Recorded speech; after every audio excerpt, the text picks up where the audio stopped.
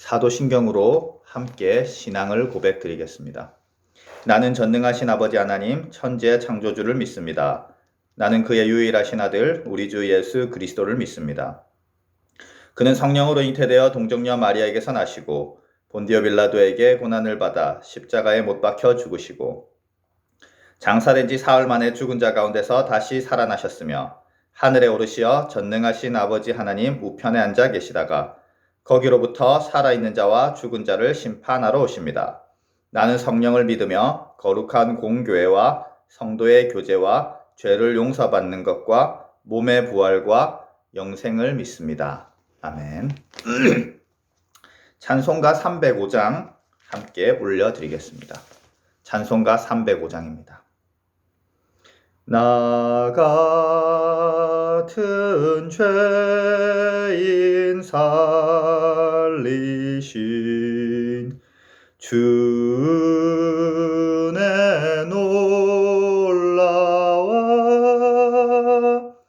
잃었던 생명 찾았고 광명을 얻었네.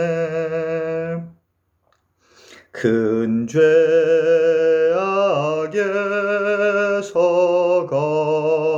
건지신 주은혜 고마워. 나 처음 믿은 그 시간 귀하고 귀하다. 이제껏 내가 산 것도 주님의 은혜라.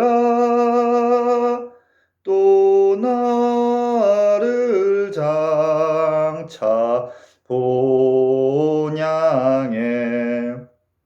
인도해 주시리. 거기서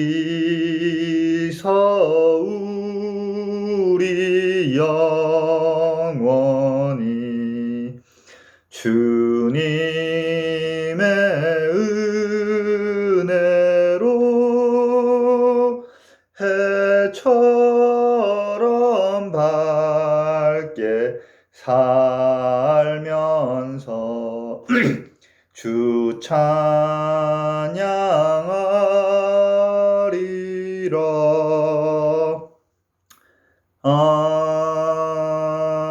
아멘. 우리 함께 기도드리겠습니다. 하나님 아버지 감사합니다. 나 같은 죄인을 살리신 당신의 은혜에 감격하여 주를 믿었고 여태까지 주를 따라 동행했습니다. 그러나 때때로 우리는 어리석고 교만하여 내가 죄인이었음을, 비참한 죄인이었음을 잊고 살아갑니다. 그리하여 우리의 본분이 무엇인지, 우리의 본래의 자리가 무엇인지 잊어버리고 살아갑니다. 하나님 아버지, 오늘 말씀을 통하여서 우리가 어디서 왔는지, 어떻게 구원받았는지, 본디 어떠한 존재였는지 깊이 묵상하게 하시고 우리가 있어야 할 자리, 우리가 해야 할 행동이 우리 가운데 있게 하여 주시옵소서. 모든 말씀 주 예수 그리스도 이름으로 기도드렸습니다. 아멘. 오늘 저희가 함께 나눌 말씀은 요한복음 5장 30절에서 47절까지의 말씀입니다. 요한복음 5장 30절에서 47절까지의 말씀입니다. 제가 가진 성경으로는 신약 성경 150면에 위치하고 있습니다. 찾으신 줄 알고 봉독해 드리겠습니다. 내가 아무것도 스스로 할 수 없노라. 듣는 대로 심판하노니 나는 나의 뜻대로 하려 하지 않고 나를 보내신 이의 뜻대로 하려 함으로 내 심판은 의로우니라. 내가 만일 나를 위하여 증언하면 내 증언은 참되지 아니하되 나를 위하여 증언하시는 이가 따로 있으니 나를 위하여 증언하시는 그 증언이 참인 줄 아노라. 너희가 요한에게 사람을 보내매 요한이 진리에 대하여 증언하였느니라. 그러나 나는 사람에게서 증언을 취하지 아니하노라. 다만 이 말을 하는 것은 너희로 구원을 받게 하려 함이니라. 요한은 켜서 비추이는 등불이라. 너희가 한때 그 밑에 즐거이 있기를 원하였거니와 내게는 요한의 증거보다 더 큰 증거가 있으니 아버지께서 내게 주사 이루게 하시는 역사 곧 내가 하는 그 역사가 아버지께서 나를 보내신 것을 나를 위하여 증언하는 것이요 또한 나를 보내신 아버지께서 친히 나를 위하여 증언하셨느니라. 너희는 아무 때에도 그 음성을 듣지 못하였고 그 형상을 보지 못하였으며 그 말씀이 너희 속에 거하지 아니하니 이는 그가 보내신 이를 믿지 아니함이라. 너희가 성경에서 영생을 얻는 줄 생각하고 성경을 연구하거니와 이 성경이 곧 내게 대하여 증언하는 것이니라. 그러나 너희가 영생을 얻기 위하여 내게 오기를 원하지 아니하는도다. 나는 사람에게서 영광을 취하지 아니하노라. 다만 하나님을 사랑하는 것이 너희 속에 없음을 알았노라. 나는 내 아버지의 이름으로 왔음에 너희가 영접하지 아니하나 만일 다른 사람이 자기의 이름으로 오면 영접하리라. 너희가 서로 영광을 취하고 유일하신 하나님께로부터 오는 영광은 구하지 아니하니 어찌 나를 믿을 수 있느냐. 내가 너희를 아버지께 고발할까 생각하지 말라. 너희를 고발하는 이가 있으니 곧 너희가 바라는 자 모세니라. 모세를 믿었더라면 또 나를 믿었으리니 이는 그가 내게 대하여 기록하였음이라. 그러나 그의 글도 믿지 아니하거늘 어찌 내 말을 믿겠느냐 하심이라. 아멘. 오늘 본문은 예수께서 하나님과 동등하시지만 그에게 순종한다라는 내용이 담겨져 있습니다. 뿐만 아니라 스스로 자기를 증명하실 수 있고 스스로 하실 수 있지만 하나님의 증언에 의지하는 그런 모습을 보여주고 있죠. 다시 한번 말씀드립니다. 그는 하나님과 동등하신 분입니다. 그러나 오직 그의 뜻을 행하는 순종의 모범을 우리에게 보이고 계신 거죠. 30절에서 잘 드러납니다. 30절 함께 읽어드리겠습니다. 내가 아무것도 스스로 할 수 없노라. 듣는 대로 심판하노니 나는 나의 뜻대로 하려 하지 않고 나를 보내신 이의 뜻대로 하려 함으로 내 심판은 의로우니라.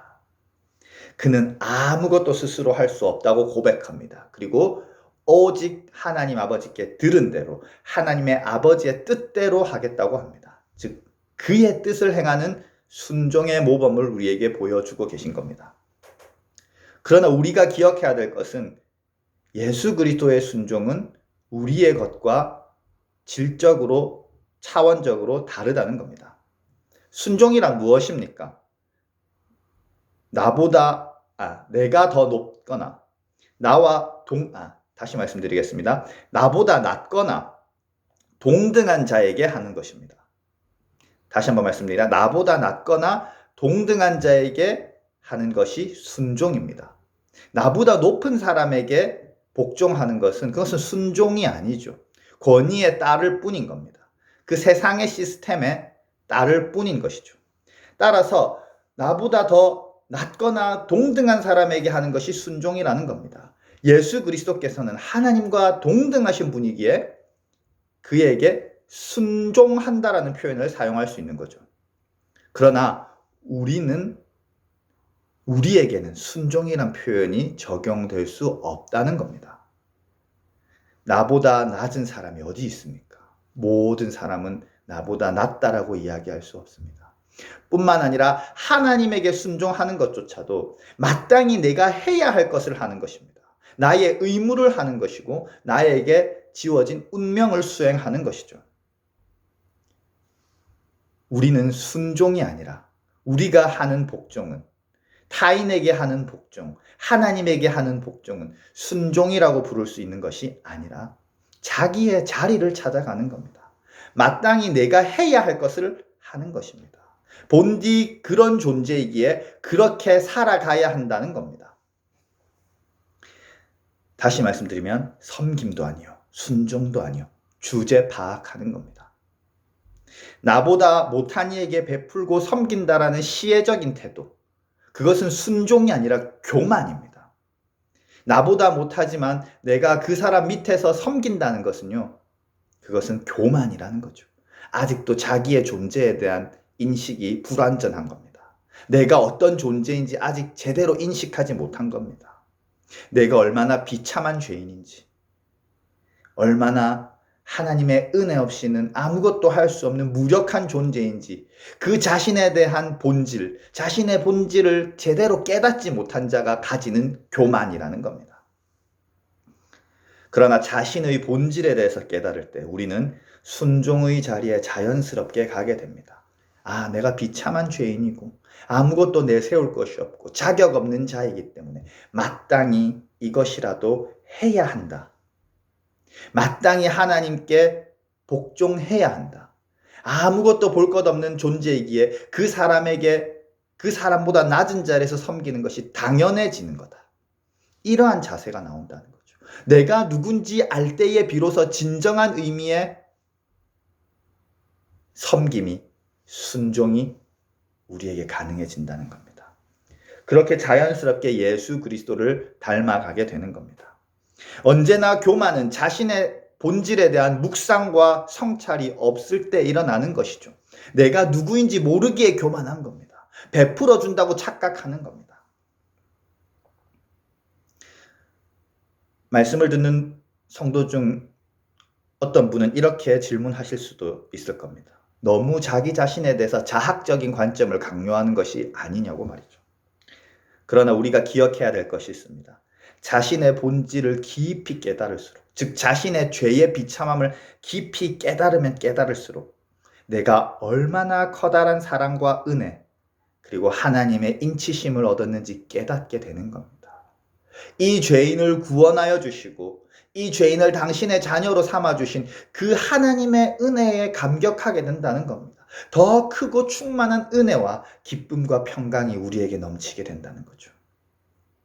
내가 그럴 자격이 없는데도 그 은혜를 입었다는 그 인식에서 나오는 기쁨과 평강과 안식이라는 겁니다. 우리는 역설적으로 자신을 깊이 부정할 때 자신을 깊이 긍정하게 됩니다. 사랑받을 자격이 없는 자가 무한한 사랑을 받고 있구나, 무한한 보증을 받고 있구나라며 자신을 긍정하게 되는 거죠. 역설입니다. 자신이 얼마나 아무것도 아닌지 깨달을수록 기쁨과 평안이 흘러 넘치는 겁니다. 우리는 이 진리 앞에서 생각나는 구절이 있습니다. 바울의 고백이죠. 죄가 많은 곳에 은혜가 넘친다. 이는 죄를 지을수록 은혜가 넘치니까 죄를 더 많이 짓자라는 말이 아닙니다. 이 말을 풀이하면 자신의 죄를 깨닫는 곳에 은혜가 있다는 겁니다. 내가 죄인이라는 것을 알았을 때에 비로소 그 구원의 가치를 안다는 겁니다. 내가 죄인, 내가 자격 없는 죄인임을 알았을 때 내가 하나님의 자녀로 부름받았다는 사실이 은혜가 되는 겁니다. 내가 무언가를 하여서 얻은 것이 아니라 그 모든 것이 선물이라는 것을 알기에 감사함이 넘친다는 겁니다. 그 죄가 얼마나 크고 지독한지 알면 알수록 그 은혜의 기쁨도, 은혜의 감격도 더 충만하고 풍성해진다는 말이죠. 따라서 여러분에게 권면드립니다. 자기 자신에 대한 깊은 성찰로 들어가야 합니다. 내가 얼마나 큰 죄인인지 나의 삶을 반추해 보아야 합니다. 나의 내면과 영혼을 반추해 보아야 합니다. 내 안에 얼마나 추악하고 악한 것들이 가득한지 묵상해 보아야 합니다. 진정한 기쁨, 진정한 은혜, 그리고 그 기쁨과 은혜에서 흘러나오는 순종에 다다르기까지 말이죠. 오늘 이 시간에 여러분에게 권면드립니다. 오늘 하루 동안 자기 자신을 곰곰이 바라보는 겁니다. 묵상하는 겁니다. 말과 행동과 생각과 마음과 감정 모든 것을 깊이 묵상해 보는 겁니다. 그리고 내가 어떤 존재인지 참된 인식에 이르게 될 것입니다. 그리고 우리에게 흘러넘치는 은혜가 있을 것입니다. 그 결과로 우리는 진정으로 순종의 자리에 있게 될 것입니다. 그제서야 우리는 예수 그리스도를 닮아가는 그리스도인이 될 것입니다. 그러한 은혜가 하늘교회 성도 모두에게 충만하게 있기를 간절히 기원합니다. 기도하겠습니다. 하나님 아버지, 저희를 불쌍하게 여겨주시고 구원하여 주셨습니다. 우리의 어리석음을 아시고 이 사실을 잊고 살아가는 우리에게 깨닫게 하여 주시옵소서. 우리의 말과 행동과 생각을 하나씩 하나씩 꺼내어보고 묵상할 때에 우리의 위치를, 우리의 본질을 깨닫게 하여 주시옵소서. 그리하여 은혜를 알게 하여 주시고 주제를 알게 하여 주시어서 예수 그리스도의 순종의 자리, 그곳에 나아갈 수 있도록 허락하여 주시옵소서. 모든 말씀 주 예수 그리스도 이름으로 기도드렸습니다. 아멘. 주기도문으로 새벽 기도회를 마치겠습니다. 하늘에 계신 우리 아버지여, 이름이 거룩히 여김을 받으시오며 나라가 임하시오며 뜻이 하늘에서 이루어진 것 같이 땅에서도 이루어지이다. 오늘 우리에게 일용할 양식을 주시옵고 우리가 우리에게 죄 지은 자를 사하여 준 것 같이 우리 죄를 사하여 주시옵고 우리를 시험에 들게 하지 마시옵고 다만 악에서 구하시옵소서. 나라와 권세와 영광이 아버지께 영원히 있사옵나이다. 아멘.